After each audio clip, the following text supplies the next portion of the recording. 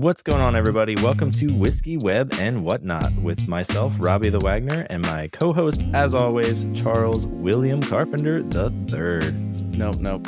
I'm Christopher William Coyier III now. We've melded, we've molded into one. Exactly. Just a little overlap. The best of you, the best of me. You know, it's a 90-10 kind of thing. You can decide who gets the 90. Like in Twins? Yeah. Like when Arnold got the 90? He got like 99 in that movie. You go, and Danny gets all the leftover crap, right? Yeah. Oh, man. That's a good reference. I appreciate that. Sure.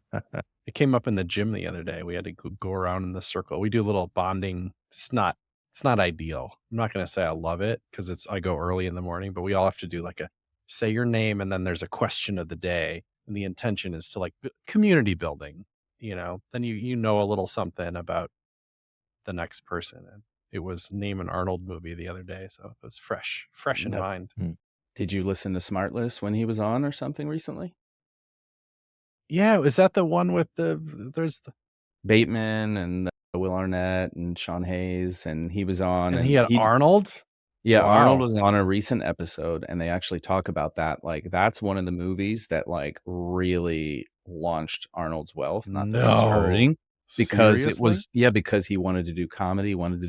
No one would like let him go into that, so he took a deal where they basically all these people took, or like 3 people took like low to no salary, and then they just took the back end, and it blew up.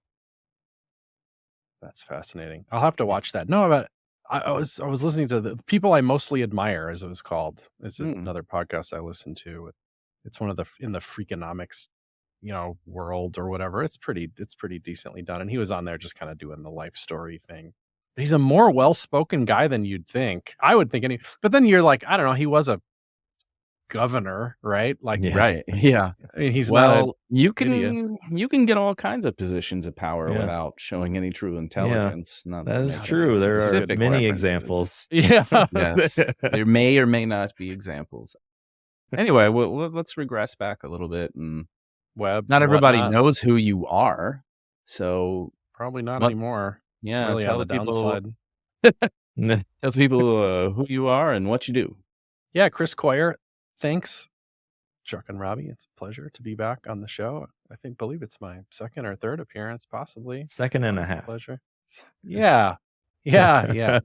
Last time I saw you guys, I got lit, so that was good. That's what we do. It just felt right. It felt right at the time. I work on a website called CodePen with my co-founder Alex Vasquez, and it's like a code editor in the browser. That's my main project now. A lot of hours put into that sucker. We're working on kind of a 2.0 of CodePen, and it's just kind of turning out to be my freaking life's work. Sometimes projects, I wouldn't say get away from you, but have a scope that's like, man, I don't know how many of these. You start thinking about your life a little bit, like how many of these do I have in me? Because it's not 10, we'll say that. Yeah. But it's exciting and fun. And yeah, I'm just off a meeting, just going into ridiculous detail on the smallest of features to make sure it's absolutely awesome. But yeah, CodePen is my main project in the world. Some people know me through CSS Tricks, although that's been a couple of years now since I've been involved with that project, where it was like 10 plus years. I just wrote about front end web stuff on that website. Yeah. And now still, it turns out I couldn't really turn it off. So I still have chriscoyier.net, my personal website, where I still write about web stuff, although I can write about anything on any given day on that web. It's my damn website. That's right. I'll write about whatever I want. Your online space. Although, did you become a front-end master shill recently or something? There was a cool article you had on there about like quantity queries or something. Yeah, I've written like a bunch of stuff on their blog recently. I kind of helped them put that together over the holidays, because it turns, their CEO, Mark Grabansky, I've known for ages. He's like a Midwest guy like I was. And he like, he's been on this like massive health kick the last couple years, and like just like I don't know, just doing more with his life and stuff that I kind of respect. And he's like, I like hiking. I'm just gonna fly out there and we're gonna go for a hike. And I was like, okay, that's the kind of like baller CEO stuff I like to see. Mark, I got hikes for days here in Bend, Oregon. Beautiful place to Yeah. live. Right. So I signed us up for a hike. Some of the hikes out here you have to get like a pass in advance for. They're really nice ones that would be too popular otherwise. And we spent the whole day walking up to one of the alpine lakes, they call them here, and then we dove in this freezing cold water and just we just had a hell of a day. It was cool, but of course you can't. Two tech guys walking through the woods, you just get about 10,000 ideas of things you could do. And one of them, I had him convinced, and he was already convinced. He didn't take much convincing that a site like that should have a blog or a publication of some kind. He's like, it's kind of like, it ends up being kind of cheap marketing in a way. Yeah. That, you have to invest time and money into it. But like, man, of all the things to get SEO value and all that kind of thing, if you can get people landing on your site and then especially a beautiful site with basically one call to action, which is, hey, maybe you should join, that's just an obvious win. And I was like, all right, I'll help you, just not being able to help myself through lack of not having CSS tricks anymore. Yeah. It's like, I like that outlet ended up being pretty good for me. So just taking some of my, like, I want to write stuff about the web energy and throwing it at that. No, it's was nice of you to fine, do. just Yeah. a little side thing. Obviously CodePen is where all my actual energy goes. Yeah. Anyway, so a shill is how you put it, I think. Yes. Yeah, shill. Or as you beautifully put it, a friendship where one helps another friend. I mean, that seems very. Where's the upside? That's what I'm not seeing. I don't know. Where's the upside? Anyway. Yeah, that's true. It's mostly karma. Well, before we go too far down that, Robbie, you want to talk about the whiskey? I mean, we need to. Have you had some already, Chris? And I just want to check. I have, because I couldn't. I had a friend over the other day, and it was just sitting there on the counter, and we're like, it was also like 9:30 a.m. But we're like, you know what? Let's do it, and we did. And I like your style. I enjoyed it, but there's something about my tongue that wasn't maybe super ready at 9:30 a.m. But for his was somehow. He's like, this is delicious. He was so into it. I think you just don't want to read this list here, Chuck, is why you kicked it over to me. I'm just making sure you're awake and trading our segments, can't always be me. This is a New Year 2024 edition of Barrel Bourbon. It is 113 proof. It is 72% corn, 22% rye, and 5% malted barley, and 1% wheat for whatever reason. It is from a ton of states somehow. It's from Kentucky, Indiana, Tennessee, Wyoming, New York, Texas, Ohio, and Maryland. Yeah. And all of different varying years from 5 to 11. So all kinds of 15. stuff. There's 2 Tennessees that are 8 and 15. Oh, wow. Yeah, so the mash bill is derived as best they can based on the quantities and the mash bills of the items that they put into the barrel together. That's their whole thing. They do blends, right? They source and blend and come up with They're cool good stuff. at it, though. Yeah, they have some tasty stuff. So it's a derived mash bill because they're like, this is the best we can say, given we put like 10 different whiskeys in this. I like the name. It feels like cheating. It's like, what if you had a bottled water company and somehow you got the name Water? Right. Like, well, you win. Jeez. Yeah. And because it has 2 L's, isn't it a family name or something? I don't know. I assumed it was, but maybe they just added an L. I don't know. Because it's easy to get that trademark and or URL and that stuff. Sure. Right? Yeah. It's like taking out vowels for tech companies for a while. Just remove some vowels. I can get that URL for cheap. Oh, yeah. Just dated yourself a little bit. That was. Everybody knows I'm old as fuck. So there's nobody knows what Flickr is anymore. Oh my gosh. Yeah. Flickr was great for a minute. I'll tell you what I noticed. I mean, not that you want me to start necessarily, because I'm pretty ignorant to all this stuff, but that 113 proof threw me off. I think of 80 as the norm, right? Like a bottle of Yeah. whatever is 80. And then I think of 100 as being like, boy, you're gonna feel it, like a wild turkey kind of Yeah. situation. Oh, And we see yeah. 113. I'm like, is that normal in your world of Ooh. you know what I mean? It is, well, It is. in my It's a little world of high. alcoholism, yes.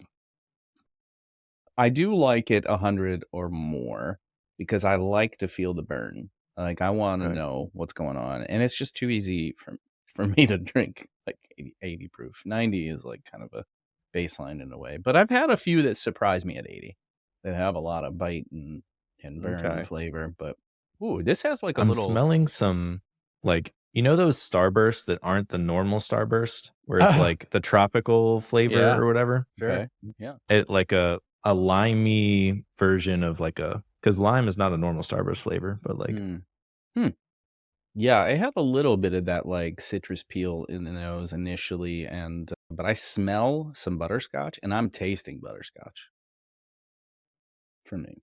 So candy is involved. Mm-hmm. that's how they make whiskey. Actually, they just melt candy down. I like it. I like this afternoon version of this beverage.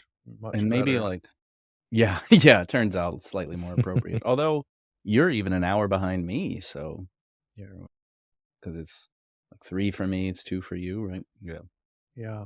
because Arizona does its own thing. It's its own planet in some ways. Gosh, it's good though. Yeah, it has Thanks a for little the bottle. piney. It has a little piney in the initial flavor for me. A little bitter, a little piney, like maybe more like smelling rosemary than tasting it. Everything you say just immediately happens. It does. That does. Yeah. I got the Like, lime immediately. suggestions. The yeah. butterscotch What about though is the most steak pronounced, though. quesadilla? You getting Yeah. that? Taco Bell gordita. Yeah. Gordita. I What just is it? I'm reading the book Willy Wonka and the Chocolate Factory. Like everybody knows the movie, but it's a Roald Dahl book too. And I just never, I don't know. It wasn't a part of my reading. I just think of the movie only. So we happened to pick it up from the library, and it's pretty word for word. It's not a lot of surprises in there. One of the things is gum that is a full 3-course meal. It was tomato soup, and then I don't know, roast beef, and then a blueberry pie. That's how, what's her name, Violet Beauregard meets her end. Yeah. I think she turns Violet. into a You're giant turning blueberry. violet. Yeah. Yeah. I loved the Gene Wilder movie as a kid because that's like what I grew up with. I guess the Tim Burton one was more. I mean, not. I guess that one's closer word for word to. Yeah. Because like Charlie and the Chocolate Factory is the book, right? And it's kind of a little more Charlie centric, and then Willy Wonka. I don't know why they switched the movie, but that initial movie to be Willy Wonka. That's a cool so they name, can kind of do their own Wonka. Yeah. things. There's a new one. There's a prequel now with I saw the it. Chalamet. That's kind of why it was on on my radar because of that. We all Oh. enjoyed it. Family did. Yeah, my kids had a winter break, and I still got a 9 to 9 it basically, and so I did not get to join them. They did like an afternoon film, and I'm like, oh, that sounds nice. So I'm glad that it gets your thumbs up, though. I definitely would like to see it. A kid doing Willy Wonka, doing Dune. Like, how's he have any time? SNL? Yeah. And he sings in it too, and I'll say, What? it's big. It's a big musical, and he's not. He's not Not a singer, the best. let's say. He's no Zac Efron, is what you're saying. But these days, who knows what they do? AI? They probably just be like, make this song sound like Timothée Chalamet sang it. Yeah, Maybe. why didn't they make it better? Maybe he told them not to. That's true. Yeah, no auto-tune for me. I mean, it's not awful, but you can picture his face, and you're like, what are you, 12 years old too? There's not enough time. You didn't have enough time to become a good singer. Yeah, Give it a minute. I don't know. He's Bieber, perpetually though. 12 years come old. on. Yeah, Bieber made it work. Wasn't he like 9 or something when he started his YouTube? But that was his whole thing. He wasn't like an actor primarily. Yeah. I was surprised that. I mean, I'm gonna go back. I was surprised that Zac Efron was as good as he was in The Greatest Showman. Oh, You weren't surprised by Hugh Jackman? No, because he has a history of doing, like, I don't know if you know much about him, but that's like his thing. He started out on stage and musicals and all of that, and then had like, yeah. So he has a history of that just because he was like jacked for Wolverine. He's actually trained. Yeah, I was surprised, thinking of him in all of the X-Men movies that he was a good singer. Mm. Yeah, I don't That know was an why I excellent learned movie. these things. Plus X-Men? one. Yeah. I didn't mind the X-Men, but The Greatest Showman, underrated. Yeah. It's really Yeah, fun. yeah. It's It is very good. Kids like it. All of I those saw fun Mr. things. Efron in the new Iron Claw too. See that? Oh, he's no. like just ultra ripped. Just he's not a 0% body fat. I And mean, he's like a Baywatch wrestler. too. He did that like in Baywatch. Him and The Rock were like, I mean, I swear I think he was more ripped than The Rock, but obviously not as like muscular. Yeah, Less The Rock has volume, the mass. Yeah, he's got the math. He's like a 60-year-old man. It's like insane. Anyway, I don't know if he's that old. So we were drinking whiskey. Sounds like we had some things to say about it. Maybe we have feelings about it as well. You do still do that?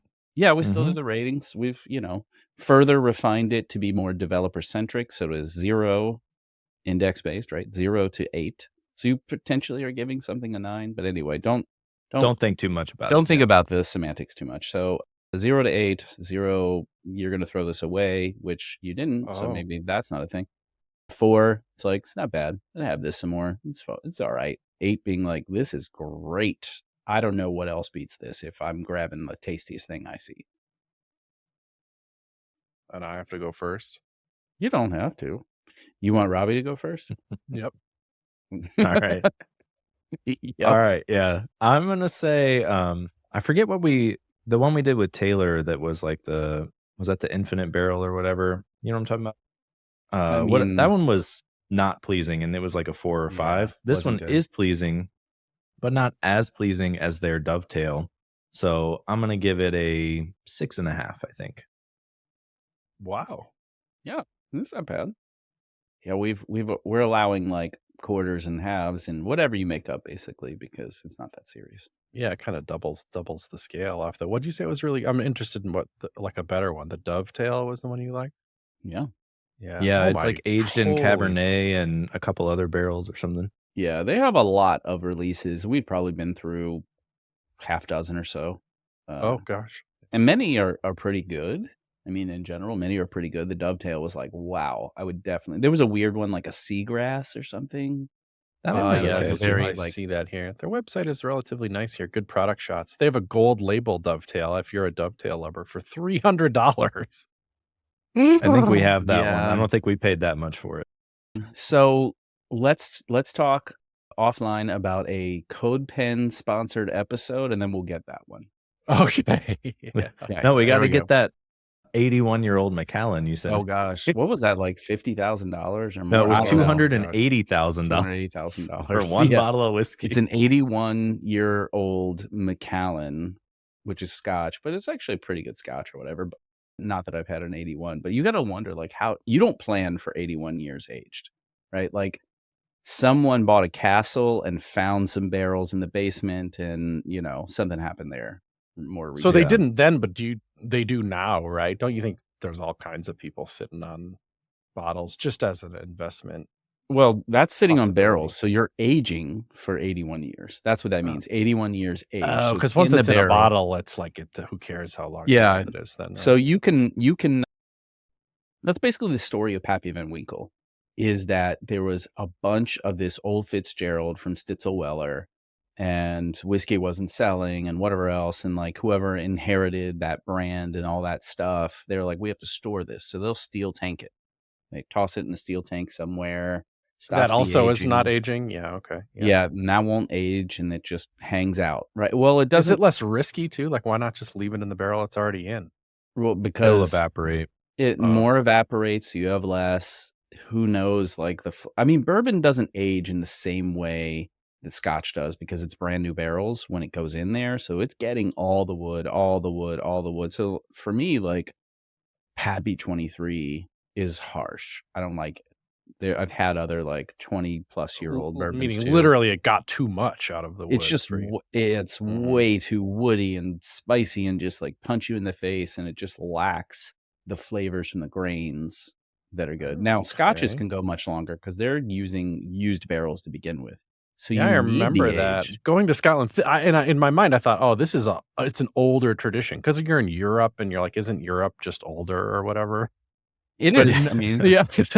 But then and I took all these, Scotch tours, and they're like, oh, we just get all our barrels from Jack Daniels or Jim Beam or whatever, and we use their barrels. I'm like, how does that? What did you do before that existed? Yeah, they would grab port barrels. They would grab all kinds of other barrels. Like they basically would just use whatever was coming about, and that was fine. Yeah, I wonder, like, how did it start in the early days? And then you'd think, doesn't that mean that more has been taken from the wood already? But Scotch, I find a more intense generally. I mean, maybe I'm just wrong, but I feel like it's not that Scotch is some super chill flavor. No, but they can also artificially flavor it. So they're allowed to flavor it in order to meet their profiles of the house. And then they're using like malt, barley that is coming from different regions throughout. So then that kind of takes up different flavors too. So, yeah, well, this is welcome to another edition of How Your Whiskey is Made. I'm here for it. It's part of the show. Let's do the thing. Yeah, I want to learn this stuff. It is. Well, now you have to rate it because you know more. There's plenty of people that are just like Scotch, whiskey, Scotch. It's all in the same. They have no mental separation at all. But to you, it couldn't be more different, I'm sure. Right. Absolutely. They're all super different. Like, well, there's an old Kentucky saying, which is all bourbon is whiskey, but not all whiskey is bourbon. This applies to Scotch too. It sounds cool, but it's really just a Venn diagram. Exactly. All right. So you've deferred long enough. You're gonna have to rate this stuff. Oh, I'm so sorry. Yeah, that's right. I don't know that I'm as high because it is a little intense for me. I'm gonna say 5.5. I think that's valid. This scale is about how it applies to you, which is why it's so random and funny and whatever. Anyway. Yeah, I'm giving it kind of a solid 6. I think Barrel does a good job, and I feel like they've come with a nice product here. I don't remember what the price point is because Robbie orders 40 things and they show up at my door. And so sometimes I'm not connected to that part of it. So, I know their stuff is at least like $70-$80 to sort of get in the door, and then it kind of goes from there. Yeah. Let's just say at $80, I think this is tasty. This is different. Something you could talk about with friends. You might have a cube in this to take the heat off a little for you. You could put one of those big ice cubes in. I did just a little. Yeah. Well, I don't regret it. Yeah. No, that can give it a little softness for you and cooling things off. Even stones might do it. But so yeah, I give it a 6 because many of their products, I would easily say, this tastes good. People are mostly going to like it. Like, is this going to knock your socks off? Nah. But the butterscotch, you could have this after dinner. You have that little butterscotch feel. It makes you feel warm too. It's a winter thing. I'm already feeling warm in here. I like it. Yeah, I'm rolling with 6. So I'm in between y'all. It makes me want to keep smelling it, which is not. That's not normal for me. How do you feel about being part of a Chuck sandwich? What? I'm in the middle. Robbie said, or wait, Chris said 5.5. You said 6.5. I picked 6. Oh, I see. Oh, I thought you meant like sandwich. the layout of our avatar. Yeah, no, you would need 2 Chucks to be a Chuck sandwich, right? I was confused. I'm the meat. Do you call a hamburger a bun? I'd like to order a bun. Well, that's true. A ham sandwich is made of okay. Well, I've always thought of it the other way. If you're like, well, okay, I don't know. I'm wrong. They pay you to write code? They do. I don't write classes that are sandwich based usually. So extend, add meat. Yeah. Meat is Chuck. Oh gosh, that's a different show too. See? Well, we're thinking of spinoffs on the fly. Sponsored by bagofdicks.com. Fun fact, I hit them up on Twitter and asked if they were looking for sponsorship I saw opportunities. I don't think they replied though. They didn't, unfortunately. They're not very active on Twitter. Maybe, maybe they hate probably Elon for the like best people. I don't know. I don't really want to be sponsored. Yes. I don't know. Welcome to another edition. Sponsored That's by Bag of lost, Dicks. I think, with Twitter is, it's still fine. There's plenty of people still using them. It just certainly feels like not at its heyday anymore. That's a whole thing to talk about. But that was I feel like what else is going to be the thing where you go complain at brands? Oh, I know. That is the Yeah. number one source of that. When I being have a available. problem with like my Tesla, I'm like, can I even complain on Twitter, or can Elon just like take it down if I do? Like, Right. Yeah. I mean, I've used it for like American Airlines and someone else like one other time, but I mean, it didn't get me a good result, but at least they responded. I like the brands with personality though, like Drizzle.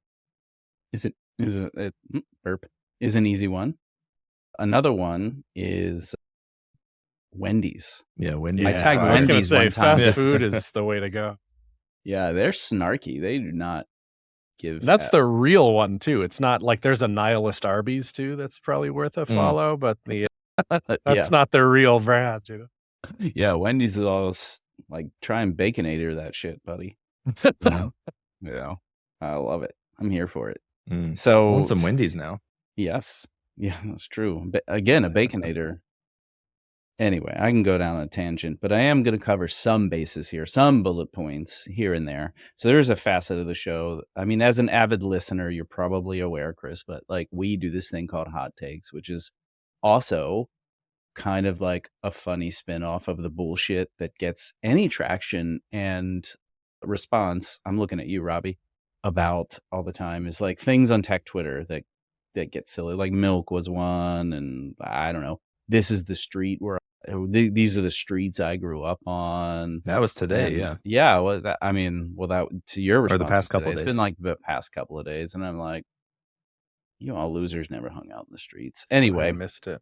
yeah. Well, so maybe you got a good group. Maybe I should get in on that group. But anyway, we sometimes have some funny things, tech centric, that are arguments on Twitter. It's called Hot Takes, and I'm going to throw some hot takes at you. I'm going to steal the second one because Robbie does this too much anyway. Tailwind or vanilla CSS? Oh gosh, vanilla CSS. I just get to pick and then we don't talk about it. Yeah, it's just rapid fire, right? Do it whatever you want. I don't give a shit. Yeah, you can say why Adam or just not. You don't have Adam to. will be unsubscribing from your feed, but I don't know if that matters. I don't care. Yeah, Jay will double on your feed because, like, yeah, Jay wants to revive CSS tricks. You saw his transformer. Oh, Jay, like JHEY. I love Jay Hay. So Yeah, cool. Yeah, Yeah. go ahead. There's lots of. You don't have to revive anything. Do your own thing. Like he's already doing it. He doesn't. My dumb legacy. Screw it. We're moving on. Yeah. I'm almost bored of the Tailwind debate. It's obviously working just great for some people. Just rock on with your bad self. I could care less. That's fair. You know what I want to do is make money off of you somehow. That's what I really want. I want to support it too in my tool. And I want you to love our support of it so that you upgrade to pro. That would be great. I thought you were talking to me for a second, and then I realized this was a talking call to out to the audience. Yeah. The royal we or whatever. Yeah. Well, yeah, the listener. I know. It's not you. I didn't use It the is reference our listener. correctly, but yeah. What do you got? Come on. What's a better? That's like. Oh yeah, I don't know. Now the pressure's on Robbie. Sidebar on the left or right in VS Code. Oh, is there right people? Is that a thing that exists? This was a big thing on Twitter. Yeah. Oh my God. Is it? I think somewhere in my head I knew that it was technically possible because I'm into dev tooling UI options generally. I know that it's possible. It's even possible on CodePen to move your code over there as well. But I find it so strange, especially in VS Code. No, left. I'm like a defaults guy too. I like to run the stock. Yeah, run the why stock change machine. it? Yeah. Yep. So what's the argument though? What's the primary? If you had to argue their side? Like why they put it on the right? I don't know. It's They not. just It are can't weird. just be aesthetics. They must defend it in some way. No, there is a reason, and now Yeah. I'm kind of losing it off the top of my head. But Yeah. there is a sort of like it gives you ABC benefit and whatever else. And I was like, that does make sense, but that does mean spending time to fuck with the configuration of my tooling. And I always kind of think it's funny when people like add a lot of VS Code preferences to their open source repo, and you're like, well, I'm going to use Sublime now. Fuck you, and do whatever I want. Like you're trying to enforce something based on specific tooling. I don't use Sublime anymore, but I did love it back in the day. Anyway. Yeah, I don't know what to think. VS Code's dominance right now is it feels like something we haven't seen in editors ever. Yeah. Like, it is pretty thick. Like, you can use Sublime. It's not like you would be an ineffective developer. Like, if you're great and you have strong opinions, I'm sure you could get away with it. But like, it also feels like weirdly safe to assume that if you're talking to another developer, that they're probably using VS Code. Yeah. Yeah. Or Vim and telling you that they're using Vim. NeoVim. Come on. And Yes, that I mean, because still it's so Vim. dominant, it sort of snowballs a little bit. For example, you can have like a file in a repo that like suggests what plugins are necessary to use this repo. I forget what it's called exactly, but and then have that not be weird. Have it be like, hey, if you're going to work on this project, you're going to use these plugins, and that's the way it is, kind of thing. Yeah. Or and you can have I was just messing with these the other day. Like a lot of pieces of stuff, I think there's like a .vs code folder, right? Yep. That you can just chuck in a project. And then it's got settings in there. So if you open that folder, those settings apply to that project. That's probably been around forever, There's also another file you can put in there called tasks.json. And that's is like stuff that project can run. So it just becomes a little bit part of the UI. You can be like, run task, and it will like the little menu at the top will show you the tasks that particular project can run. And it's like stuff that's in your package.json. But you have to tell the tasks file that that's your intention, is that there are these tasks in package.json I want you to look at. But I've been using it to do I have little dumb projects that like every single one of them, you have to do npm run dev when you open the stupid project because it runs a little you use npm server or whatever. I definitely don't use pnpm, although I'm aware how cool it is. Is that on your list of? It's not, but maybe it should be. There's a big thing happening right now where everyone on Twitter is upset that people are still using Yarn v1 because it like fucks up everything. And they're like, hey, just don't use that. We're going to stop supporting it. If you have a bug from using it, we don't care. Like, really? Yep. Yeah. That's becoming I really hate to say it. And I don't like this either. I would love to get us off of it, but we're on Yarn 1. Yarn 1 has worked great for a long time. It really has. It's working great now. It's fine. The jump to 3, or wasn't it 3 or something? I don't know. The jump to 2 totally made it different to where you had to have like it installed for everything you were working on instead of globally, and like it was just weird, and it was like people weren't ready for that. So PNPM is like the in between. It does some of those things where it has like a global cache and stuff, but it's a more drop-in replacement, which is nice because like you can just switch to that and your shit just works. Bun has a degree of that. It does like drop in and work, but then it's really good as a package manager. It's really good. Yeah, actually, it's definitely good for that. A runtime depends. There's some edge cases there. So. I couldn't. Yeah, I at one point I did like a almost like a little friction journal just for myself to be like, I'm going to take a site that runs like Astro, and I'm going to do the little steps to make it Bun powered instead of Node powered, just to see what does it feel like, Yeah. And it was like kind of fine, but there was like a little problem with it, and I'm like, but I don't really know. I can't put my finger on what I get out of this. Like I did all this stuff, and like, what did I earn? Nothing. You didn't notice the 5 milliseconds faster? Yeah. No. I mean, so yeah, the Bun install feels faster to me on some projects that I've moved over. So that was kind of nice.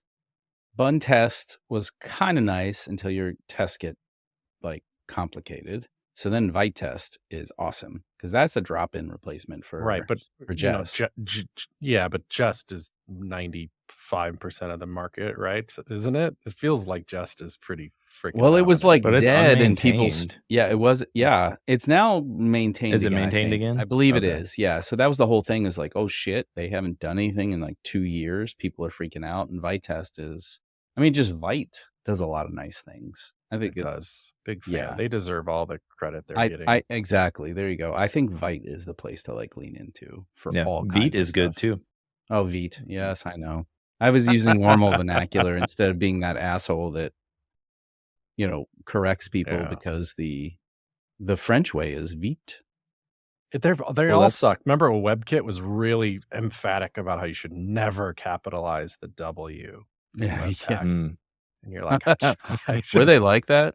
Did anybody punch that guy? Too tired. I assume it was a guy that, you know, tell Ken Wheeler to go. Well, NPM was the same way. There, you never capitalize it, but people largely even though it's an acronym, right? And also not an acronym. There's all this stuff you have to remember. Node package manager. No? Oh, you'd think. But does it stand for that? They shoot it or whatever. They canceled that acronym. It's no. Yeah. Every time you load their page, it's like a different thing. Like it has a new thing that it means. Yeah, that was just cheeky, but it didn't it didn't just tell you this is not Node package manager anymore. Like what is so wrong with that now? Like what if they went back? What if there's a blog post tomorrow that said, you know what, we're Node package manager again. We'd all be like, cool, that sounds good. We just turned 40 and we decided not to be assholes. It's just Node package manager now. So see the thing of like this, the high school kid like published a package that had every package as a dependency. Oh, it's a great story. I heard about that. Yeah. Doesn't every package already have every package as a dependency? Have the story of NPM at the end. Yeah. They all just install each other. You could have just Well, I can see them deleting NPM and using like GitHub packages instead. It's all Microsoft. Like, why do we have two things? Oh, you think they'd kill NPM before one or the other? GitHub? Yeah, I could see it. Yeah, why? I kind of forgot that. So Microsoft owns NPM. That just doesn't enter my brain very much. Right. They own everything that I touch. Like I use VS Code. If I'm going to play a game, I play Xbox or use a PC. Like just think if you'd have told yourself 10 years ago, you're going to primarily use Microsoft products to do your job. I would have laughed so much at myself. I know, like, right? No way. I even switched over to the GitHub desktop. Their GUI tool for Git. I love that. It's pretty good. I keep resisting. I feel like it's the thing that makes me an actual developer, so I just can't let go. It even like if you rebase, it knows and it'll like force push for you and stuff. Like it's pretty good.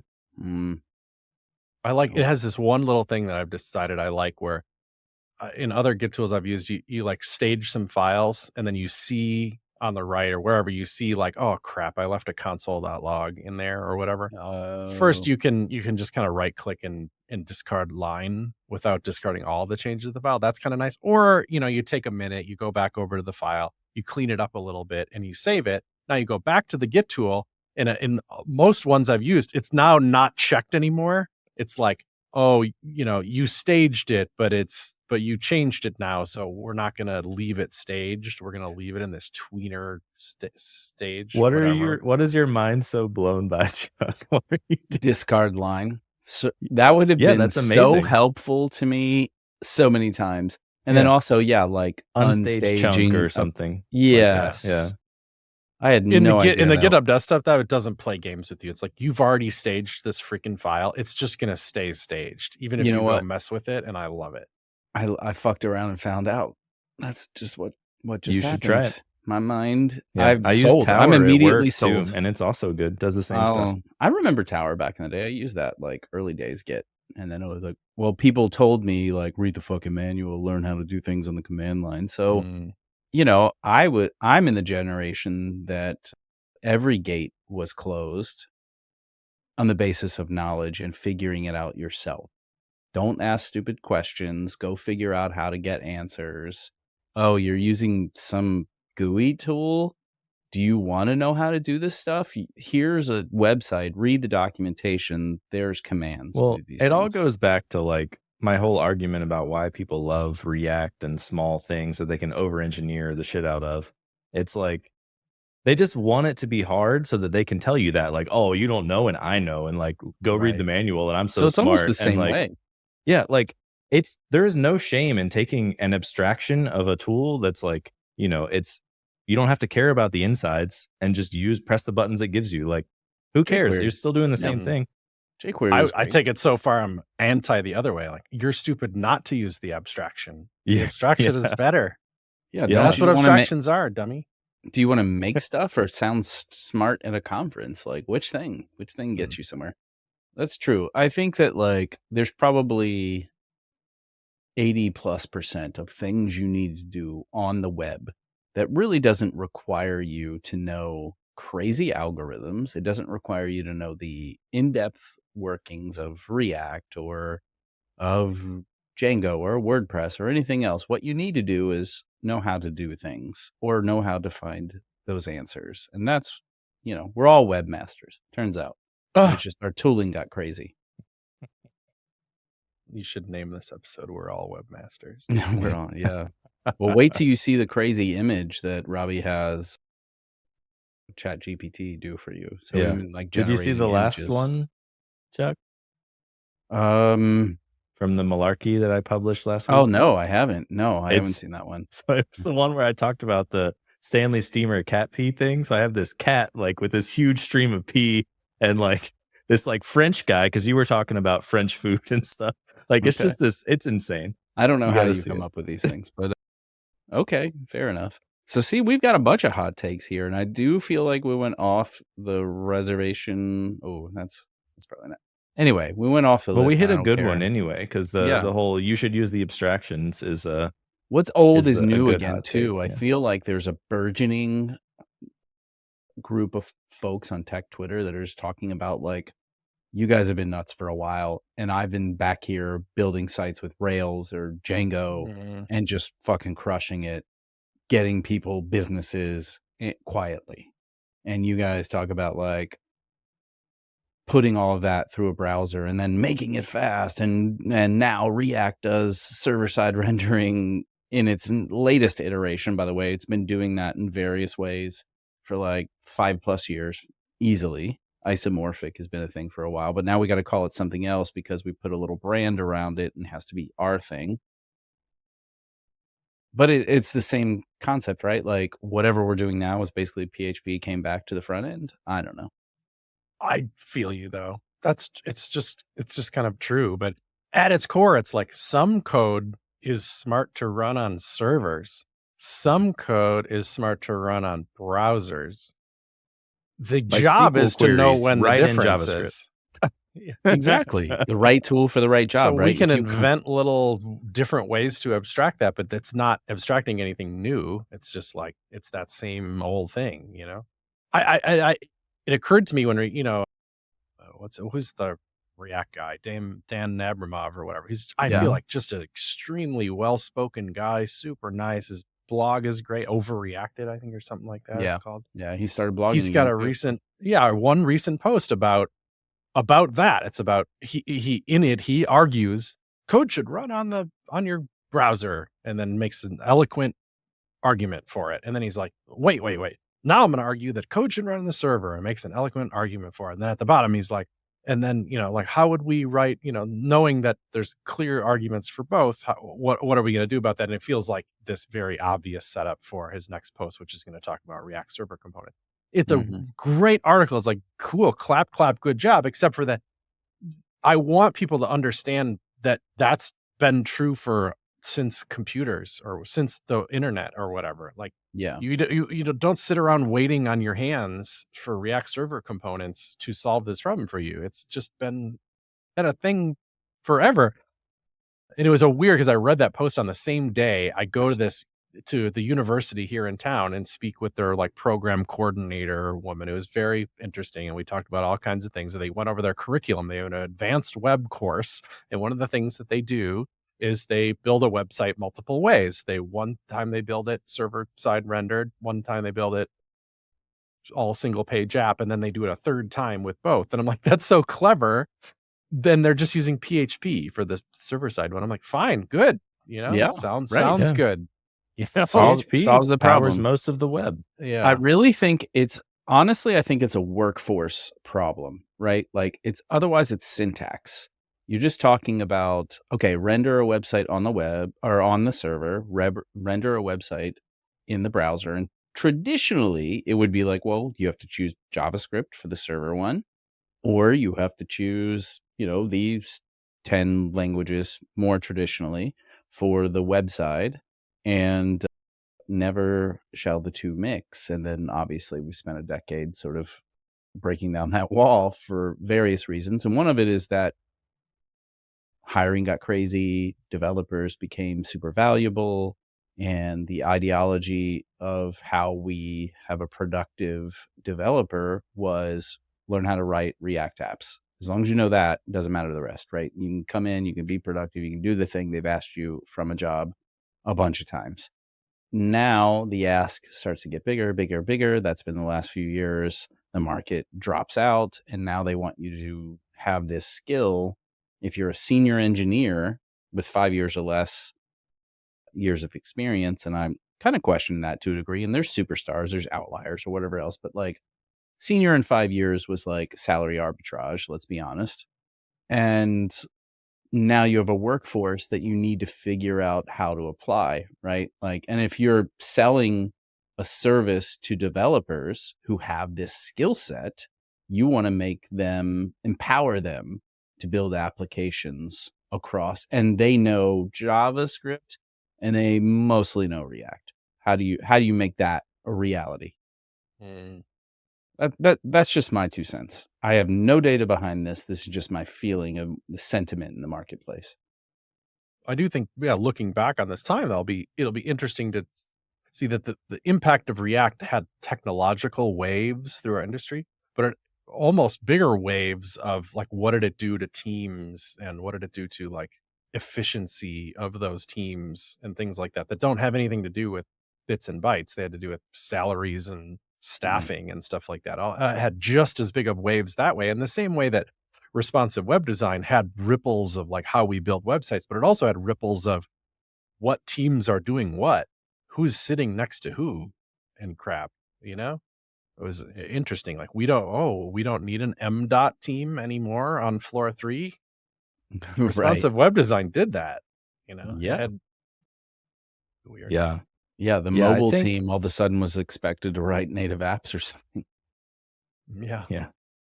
I think the biggest thing that we lost with like React and the 10 years after it came out was like being able to have opinionated frameworks, like the whole idea of like a SDK or something that just tells you how to do everything versus like React is like install our little rendering library and then install whatever you want to do the rest. And like that's fine and it's cool and you can spend 2 years building your own bespoke thing that you're going to ultimately delete and then spend 2 more years building another thing. Or you could use something that has like very strong opinions. Like Rails has been around forever. People still love it.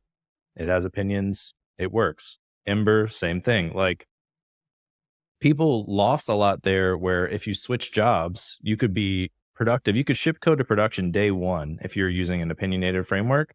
If there's a bespoke framework, you're going to spend a couple months learning what they're doing before you can do anything. And that's a big benefit nobody thinks about. I think that's, I mean, hopefully they think about it, or if you're senior enough, you should be thinking about it because that's a really big deal. But I think it's sometimes true that having really strong opinions in a framework makes it successful. And it's sometimes true that not having opinions makes it successful. I don't think there's one true answer to that. React probably did well because of its unopinionatedness, or at least retroactive, we can look and assign that maybe. There's also that, like Redwood JS. Have you seen that one? We have. Wicked opinionated, right? And not hitting. Like, I don't think. No. Maybe it'll be great, but nobody cares, I'm afraid. Sorry, you didn't win this one. Well, it's because it's React based. Like, I think the opinionated framework thing is fine, but the people that like opinionated frameworks, maybe not anti-React, but like they gravitate away from React. So they're not even going to look at that because it's like React based. Well, they made some choices that may or may not be correct, right? Like, because I've looked at it a couple of different times and consider it for projects, and it is super opinionated. And if you don't like a piece of that opinion, it's maybe like, okay, the API is GraphQL. But GraphQL is dead. Yeah. I think people are saying, oh gosh, this actually doesn't solve all my problems, just like REST and whatever before, is because it has standards, but then lacks standards, and then basically lets front end applications possibly throttle your response times and stuff. Because if you're able to like drop things, drop fields that have crazy resolvers into your one response, you can very much change things quickly. So, like yes and no, like maybe JSON API was the right answer. Oh, I mean, I heard somebody make a great full-throated, defense of REST, and I was like, you know what, you're probably not wrong. Like if REST shipped today, like as a philosophy, people would be like, this is so cool. Right. I've seen a couple of articles about like REST isn't what you think it is, and here's true REST, and CRUD applications aren't necessarily what does REST. it stand for? Right. I don't know. I did know at one point, but I don't remember. Yeah. You don't have the fucking answer and you brought it up? No. I assumed one of you guys would know. No, I don't remember. So I've been on a stateful transfer. I like where you're going with that. So I haven't even had very much of this, but I've been on a weird diet for now 4 days. And so my one pour really hits. Oh. You haven't been on wet January? Mostly. No. Well, yeah, I started January because I'm like, I don't give a shit. I'm dry January. You're idiots, everybody. Like I always do wet January. Dry January is fake. Yeah, because like it's like saying January is when I start my workout. Like it's as arbitrary as any other time. Oh, yeah. And it's busier and harder at that point to like go to a gym and whatever else. I love that so much. Be like, the holidays are over. It is time to break the drinking. I mean, I don't know how your holidays have gone, but mine have definitely been like, this isn't relaxing at all. Yeah, maybe I ate a bunch, but I also had to deal with a bunch of assholes. And so they don't listen to this podcast, I take it. Yeah, I mean, nobody listens to me, but and it's fine. I'm also one of those assholes, so I'm not, I'm not out of that group. And then we had like deaths and everything else. It's like all fucking depressing. The only thing that's not depressing to me is like Christmas morning, kids get up, they're so excited and they're tearing up. It's like 6 a.m.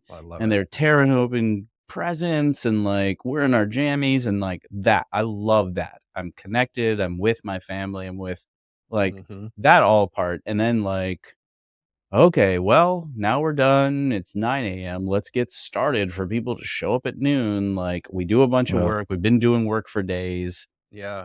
Everybody comes and I mean, they shower the kids in gifts, so they're still happy, but like we're like cooking and serving and whatever else. And then people leave 4 hours later and we're like, oh, now everything's destroyed. I'm glad we did all this up to this point and we have to clean it all again. So that's why wouldn't I love though, that? That's really there was Thanksgiving before that and then all this stuff. No. They're sponsored by Barrel Bourbon. Exactly. You know what? We've actually kind of said like, I think this is our last one. And we're going to go to Hawaii next year or this year now. Well, if you live in Italy, you don't have to host anymore. Yeah. Fun fact, moving to Italy, summer 2025. Just nailing it down right here. Oh, you're trying to get there? Okay. I ain't trying to shit, Chris. I make it happen. You're doing it? Yes. Oh, good for you. The world needs more bravado like that. Right. I was weird. It was a snow day here and the kids were out sledding and there's a bunch of other dads too. And there's this other dad and he was, I don't know why I was sensitive at the moment, but he just had a little meekness to him. He's like, don't, I think it might be time to go inside soon. This kind of thing. And I'm not trying to be like, oh, what a weak pussy or anything like that. But I like a little bit though, I was like, what? You got a thought here, man. Do your thought. Like you want your kids to come inside, then it's time for the kids to come inside. It's not a suggestion. When you're the adult in the room, it's not a suggestion. It's like, I know better than you. Frostbite sucks. Hypothermia sucks. Let me just fix this for you. I was like, I can be like him too, but I'm not going to be like, I want to make that my resolution, be like, I'm not going to suggest that my kids come inside. I am going to suggest if anybody would like a real podcast, here it is, Syntax.fm. Yeah, I got the shirt. This episode is sponsored by Syntax.fm. Oh, I know you're such a, I mean, the swag they put out was incredible. It and was the prices were good. Even if you just want a Yeti cup, like Was that post Big Century money? exactly. Yeah, Oh, yeah. absolutely. That's yeah, all okay. Century stuff. David said that like, they're taking a loss on other stuff, but like just trying to put cool shit out. And this was Mhm. like $28, which is cheaper than going to like Ace Hardware and buying a Yeti cup. So even if you Oh, just want a gosh. Yeti cup, just get the yellow one. Like who Yeah. cares? I'd like to see somebody who just is a little down on their luck at the moment go to a tech conference with just garbage bags. Just fill it up. Fill it up. Ideas. Probably not one that Yeah. we're supposed to do And then live. just- I don't know. Yeah. Yeah, just roll in with like Walmart shit and garbage bags. Yeah. I'll tell you where you should go. It's the trampoline zone in Bend, Oregon. You could go to a kid's birthday party and just roll in there and eat cupcakes uninvited every day of the week. You do that a lot? What did you say? when I throw a party at that spot, anybody come in here and eat these cupcakes. I'm not taking them home. I might coordinate. Next time we're in Portland, I'm just driving out to Bend. I have an uncle. How far outside is it from Bend, too. Portland? 4 hours. It's not a quick close. drive. Okay. It's very beautiful though. It's I worth hear the good drive. things. We do it all yeah. the time. And it's not all like weird like Portland where like there's strip clubs and vegan restaurants everywhere and shit. Or You strip like clubs. you named like the two good things. The vegan are you vegan now? No way. No, I just mean that's it could be construed as a positive. You didn't bring up what everybody brings up, which is like, oh, it's full of homeless people and all the Every windows are big broken. city is full of homeless people though at this point. I feel like I don't know. If it's warm-ish, it's full of homeless people. San Francisco is a little crazy. Last time I was there, I literally was like in a taxi driving through somewhere and I saw someone like with a meth pipe just go. I was like, well, okay. I mean, Yeah, he's probably having a better day than you are having. Yeah. No responsibilities. right. Yeah, that's true. Very low pressure situation. Not even jails. Like his tomorrow was probably less good. Yeah. There's no jail in San Francisco. No. Unless you kill someone. That's like the only thing you go to jail for. They closed Alcatraz a long time ago. What do you want them to do? I don't know. This went on a very weird. Well, that's subjective. This is what our listener wants. Yeah. Message. I do want to bring this back to something somewhat topical for the next. Well, I don't know when this is going to air because we're editing these ourselves now, so we'll see. But Apple Vision Pro, you going to get one, Chris? Oh, I do think it looks really cool. I don't know. I don't know anything other than what everybody else saw, which is some real demo videos where people strap it on and you're in the world and all your apps are there and stuff. It seemed to make more immediate sense to me than I have the other one, the Oculus or whatever, where you strap it on and it's, you can kind of see the environment. I don't know. It didn't click with me. I did it a few times and I wanted it to too. Cause I was like, oh, like a fantasy game where I like swing a fucking broadsword at some dragons or whatever the hell. That sounds awesome. Did you fight Darth Vader or not? Did you fight Darth Vader? No, or not? I didn't do that. I heard that's available now. Is it all right? It's amazing. If you're a Star Wars fan, that's a must. That's like, even if you never touch it again, that's incredible. Like there's 3 parts to it. And the first one, your ship gets boarded by Darth Vader and stormtroopers and he approaches you and he's like 8 feet tall and it's incredible because you're like, oh, fuck. Now I know why I'm scared of this guy.